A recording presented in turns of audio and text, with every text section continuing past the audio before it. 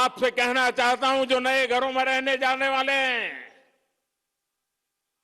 आप बड़े बड़े सपने देखिए, छोटे सपने मत देखना।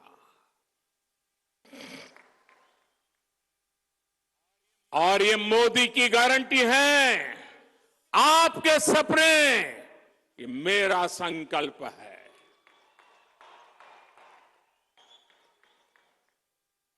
पहले के समय में शहरों में जहां झुग्गियां ही झुग्गियां बनी, आज हम उन झुग्गी वासियों को पक्के घर बनाकर देने का काम कर रहे हैं।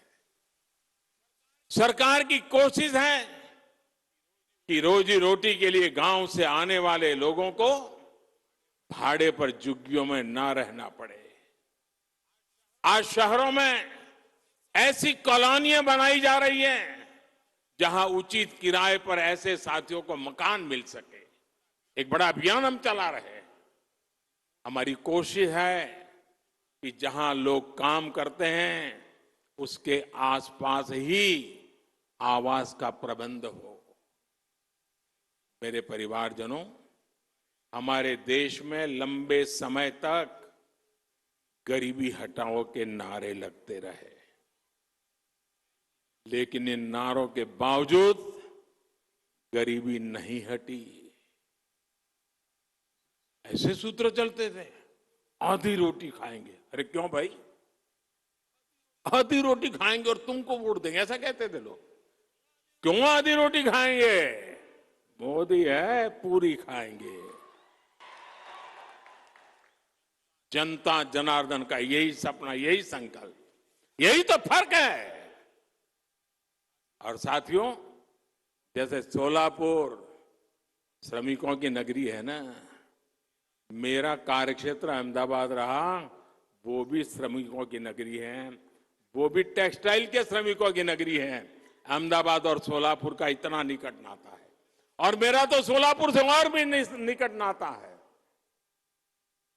मेरे अहमदाबाद में यहां से पद्मशाली काफी परिवार अहमदाबाद में रहते हैं, और मेरे जीवन का सौभाग्य रहा, मेरे पूर्वाश्रम में मुझे महीने में 3-4 बार भोजन खिलाते थे हमारे पद्मशाली परिवार।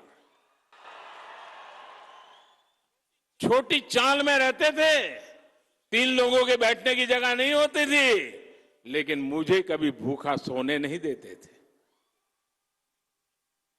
और मैं तो आश्चर्य था, एक दिन सोलापुर के किसी सज्जन ने, बहुत साल हो गए, नाम मुझे याद नहीं रहा है, उन्होंने बड़ी अच्छी तरह वीविंग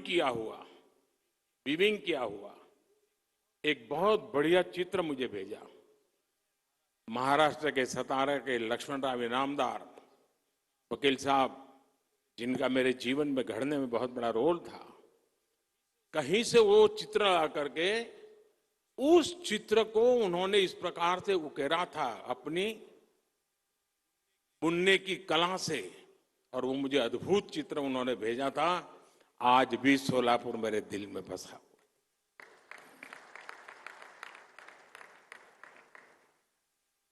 मेरे परिवारजनों, हमारे देश में लंबे समय तक ये जो गरीबी हटाओ के नारे लगते रहे ना, लेकिन इन नारों के बावजूद गरीबी नहीं हटी।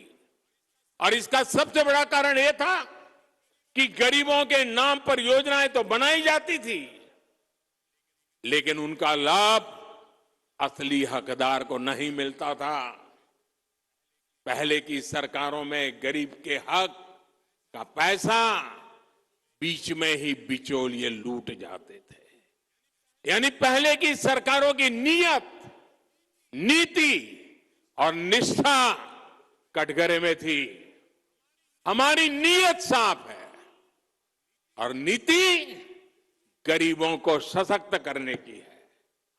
हमारी निष्ठा देश के प्रति है। आमची निष्ठा देशाप्रती आहे। भारताला विकसित राष्ट्र बनवण्यासाठी आहे। इसलिए मोदी ने गारंटी दी कि सरकारी लाभ अब डायरेक्ट लाभार्थी तक पहुंचेगा, कोई बिचौलिया नहीं। हमने लाभार्थियों के रास्ते में खड़े बिचौलियों को हटाने का काम किया। ये जो लोग कुछ चिल्लाते हैं ना, उसका कारण यही है, मलाई खाना उनका बंद हो गया है। हमने बीते 10 वर्षों में 30 लाख करोड़ रुपए से ज्यादा सीधे गरीब, किसान, महिला और युवा लाभार्थियों के बैंक खातों में ट्रांसफर किए। जन